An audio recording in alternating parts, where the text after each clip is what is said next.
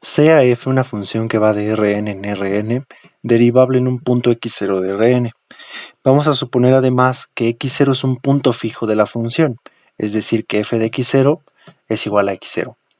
Entonces, si A denota la matriz jacobiana, es decir, a la matriz de derivadas parciales de f en x0, y K es un número natural, nos piden encontrar una función g que también vaya de Rn en Rn, también derivable en x0, pero que su matriz jacobiana en x0 sea igual a la matriz A multiplicada k veces. Entonces, la función que nos sirve va a ser la siguiente. Entonces, vamos a definir como función a lo siguiente. Entonces, mi función g, dado un natural, mi función g que va de Rn en Rn, va a estar dada por la siguiente regla de correspondencia. G de x va a ser igual a f a la k de x, donde f a la k denota a la composición de f consigo misma k veces.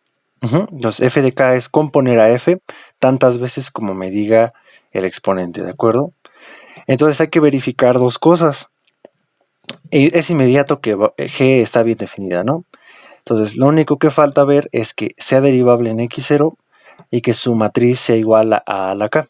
Entonces, para eso vamos a recordar la regla de la cadena. Entonces recordemos que una composición de funciones que sus dominios están bien definidos, para que una función en composición sea derivable en un punto, f, la primera función, debe ser derivable en x0 y g debe de ser derivable en f de x0.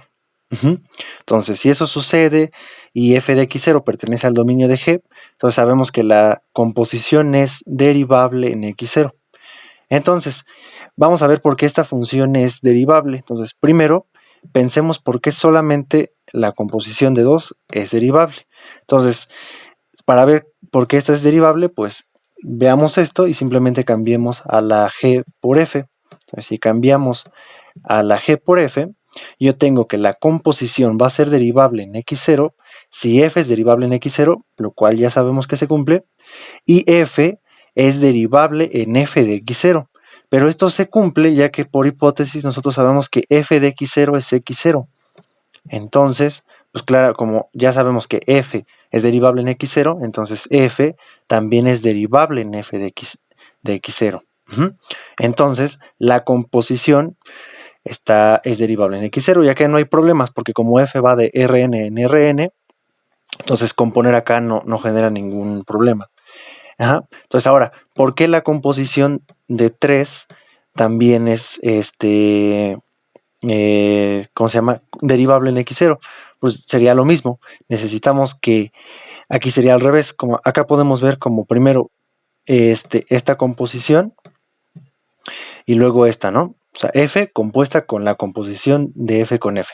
Entonces, para que esto sea derivable en x0, pues la composición debe ser derivable en x0, pero eso es lo que ya acabamos de probar, entonces también se cumple.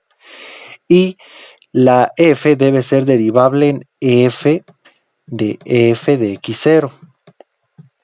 Pero esto otra vez es cierto, ya que f de x0 pues es x0. Entonces, y pues f de x0 ya sabemos que es x0. Entonces, noten que acá no importa qué tantas veces yo componga la f, la composición evaluada en x0 siempre me va a dar x0. Entonces, siempre que me pidan que f sea derivable en f de f de f de f de x0, pues siempre va a suceder, ya que f de f de f de f de x0, tantas veces como sea, siempre es x0, debido a que x0 es un punto fijo. Entonces, si así continúan con 4 hasta acá, pues tenemos que por regla de la cadena, nuestra función g en efecto es derivable en x0, porque es f a la k, ¿no? Entonces ya está. La primera cosa que tenemos que comprobar ya está, que g es derivable en x0. Ahora hay que ver que cumple lo de su matriz jacobiana. Entonces para eso vamos a calcularla.